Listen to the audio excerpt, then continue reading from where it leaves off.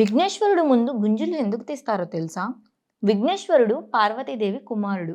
అంటే మహావిష్ణువుకి మేనల్లుడు. మేనమామల ముద్దు మేలైన ముద్దు. ఒకసారి వైకుంఠానికి విష్ణువు విఘ్నేశ్వరుడిని తీసుకెళ్ళాడు.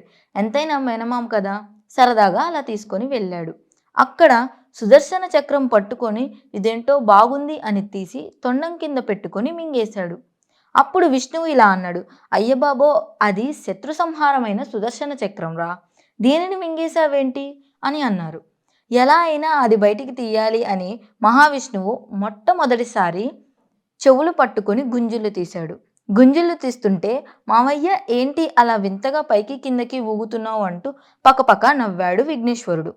అలా నవ్వడం ద్వారా పొలమారి విఘ్నేశ్వరుడి నోట్లోంచి సుదర్శన చక్రం బయటకు పడిపోయింది. అలా మహావిష్ణువు అంతటి వాడే విఘ్నేశ్వరుడు ముందు గుంజులు తీసి విఘ్నేశ్వరుడిని నవ్వించాడు అని అప్పటి నుంచి విఘ్నేశ్వరుడి భక్తులు ఎవరైతే ఉన్నారో, భక్తులు ఎవరైనా విఘ్నేశ్వరుడి ముందు గుంజులు తీస్తే ఆయన సంతోషించి వాళ్ళని అనుగ్రహిస్తాడు అని పెద్దలు చెప్తున్నారు. Please do like, share and subscribe to Deeksha media.